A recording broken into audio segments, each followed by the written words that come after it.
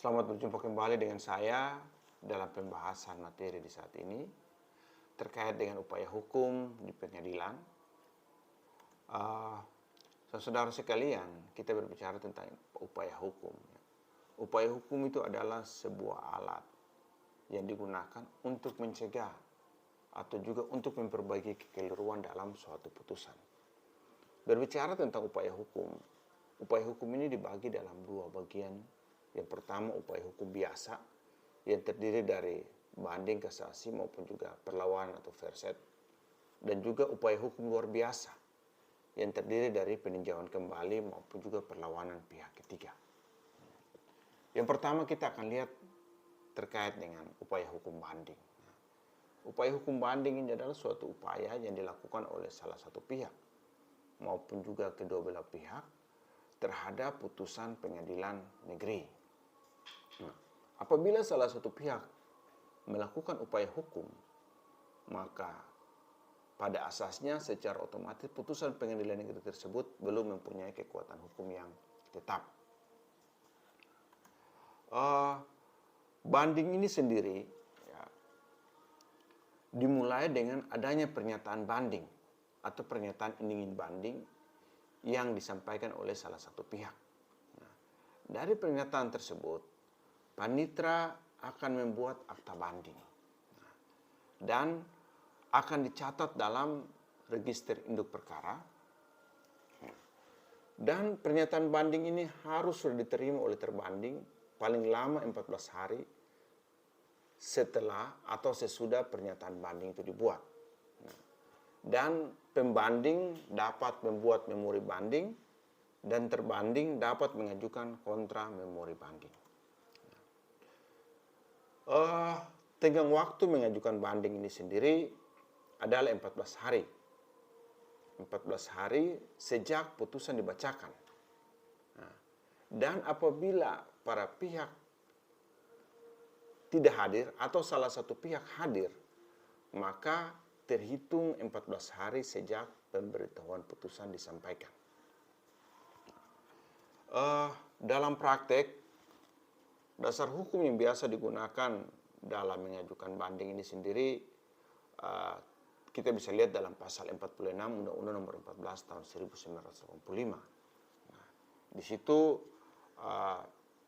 menyatakan bahwa apabila jangka waktu pernyataan banding telah lewat, maka terhadap permohonan banding yang diajukan akan ditolak oleh pengadilan tinggi karena terhadap putusan pengadilan negeri yang bersangkutan dianggap telah mempunyai kekuatan hukum tetap dan dapat dieksekusi. Artinya bahwa jangka waktu banding ditetapkan 14 hari. Dan apabila telah lewat, maka pengadilan tinggi akan memutuskan menolak pengajuan permohonan banding yang disampaikan oleh pemohon karena dianggap telah lewat waktu sehingga putusan pengadilan negeri mempunyai kekuatan hukum tetap dan dapat dieksekusi. Yang berikut berkaitan dengan banding ini sendiri. Dalam prosedur mengajukan permohonan banding, sebagaimana kita ketahui bahwa yang pertama harus dinyatakan di hadapan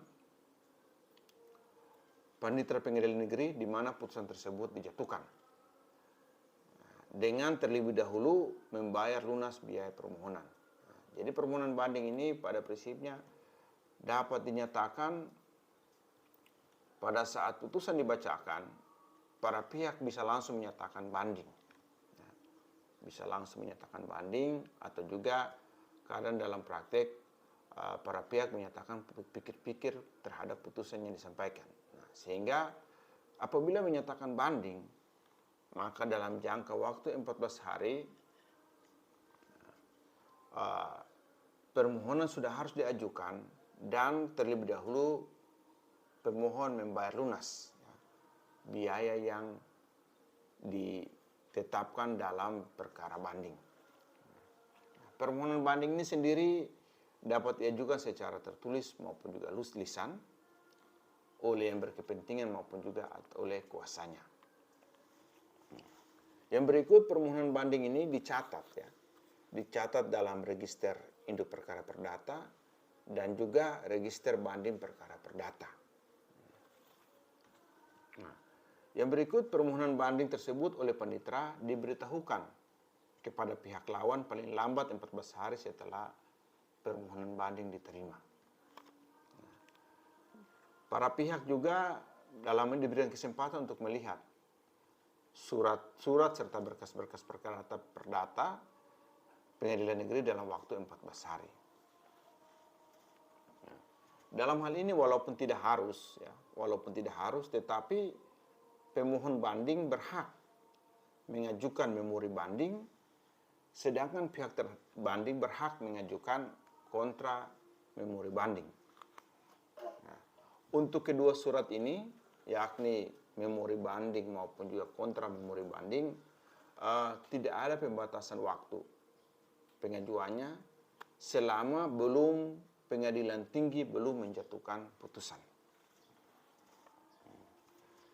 Selain itu juga pencabutan memori banding bisa dilakukan sepanjang belum diputuskan oleh pengadilan tinggi. Itulah prosedur mengajukan permohonan banding. Yang berikut, upaya hukum yang kedua atau upaya hukum yang terakhir adalah kasasi dalam upaya hukum biasa. Kasasi sendiri sebagaimana kita ketahui merupakan salah satu upaya hukum biasa yang dapat diminta oleh salah satu pihak atau juga kedua belah pihak yang berperkara terhadap putusan pengadilan tinggi. Kasasi bisa saja diajukan karena para pihak merasa tidak puas. Para pihak merasa tidak puas dengan isi putusan pengadilan tinggi sehingga diajukan kepada Mahkamah Agung. Kasasi sendiri ini berasal dari kata kasr, yang berarti memecahkan atau membatalkan. Sehingga bila suatu permohonan kasasi terhadap pengadilan di bawahnya diterima oleh Mahkamah Agung, berarti putusan tersebut dibatalkan oleh Mahkamah Agung karena dianggap mengandung kesalahan dan penerapan hukumnya. Sehingga berbicara tentang kasasi atau berbicara tentang pemeriksaan kasasi hanya meliputi seluruh putusan hakim mengenai hukumnya. Ya.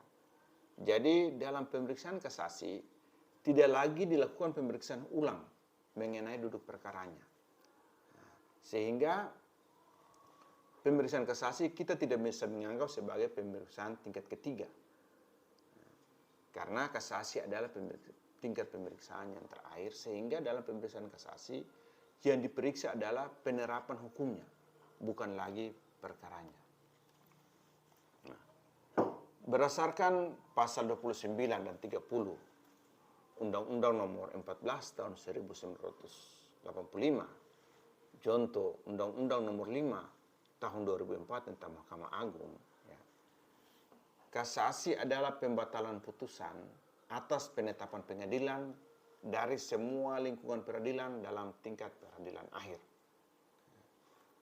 Dan putusan yang diajukan dalam putusan kasasi adalah putusan banding. Sehingga Mahkamah Agung dalam hal ini memeriksa perkara kasasi adalah putusan-putusan pengadilan tinggi.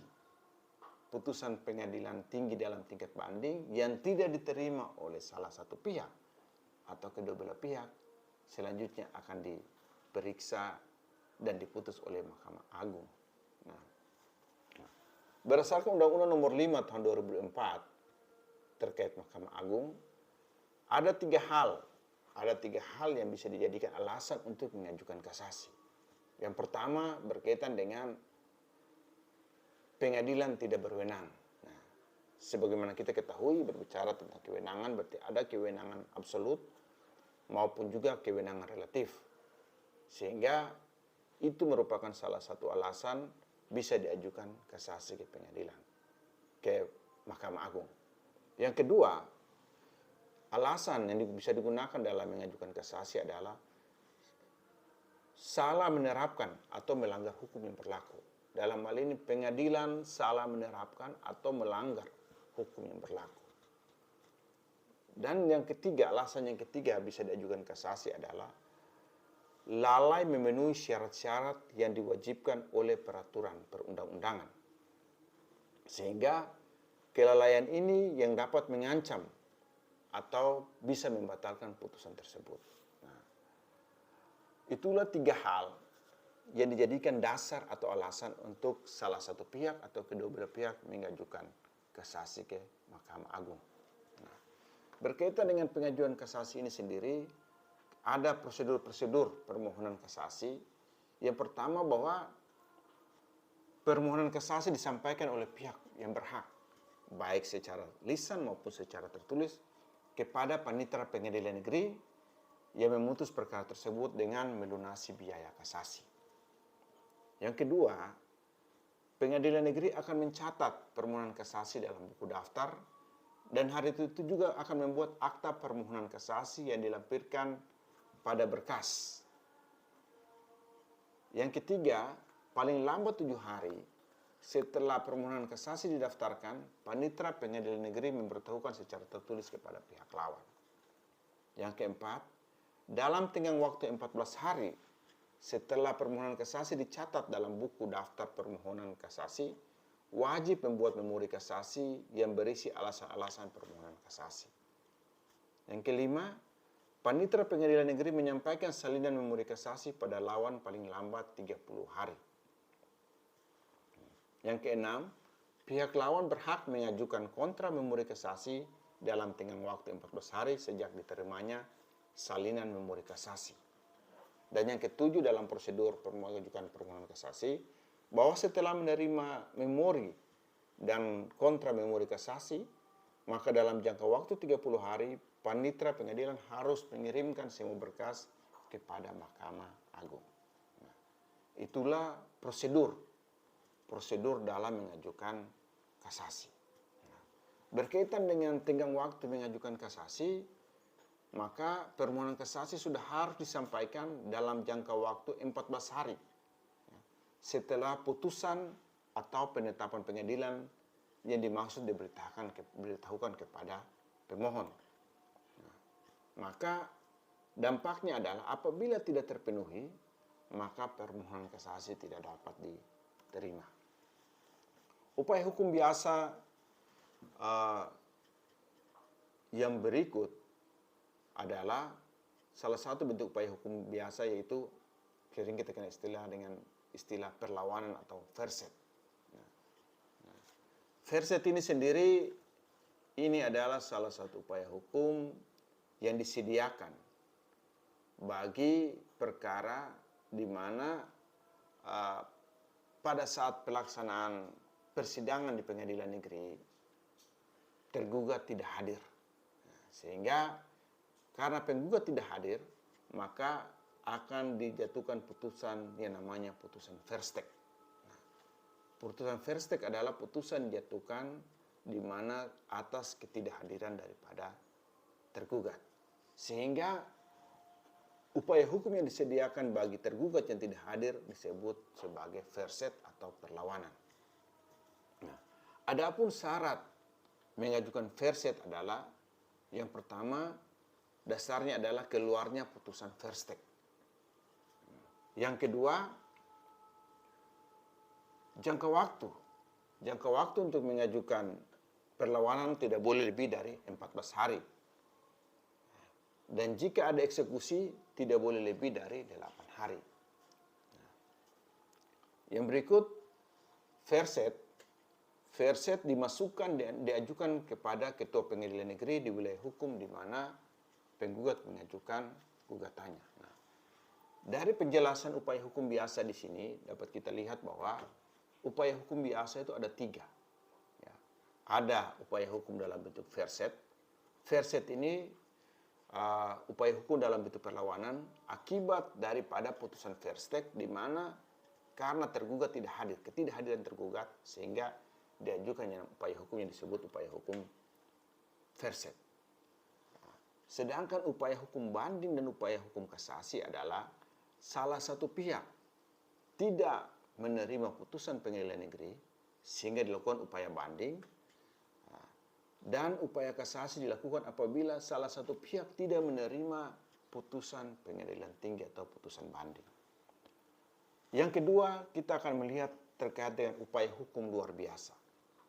Nah, salah satu bentuk upaya hukum luar biasa adalah peninjauan kembali. Peninjauan kembali ini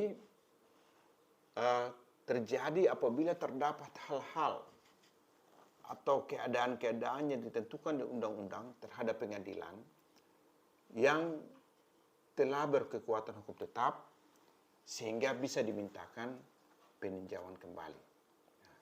Sehingga di sini bisa kita lihat bahwa peninjauan kembali ini merupakan suatu upaya hukum terhadap putusan yang telah mempunyai kekuatan hukum tetap.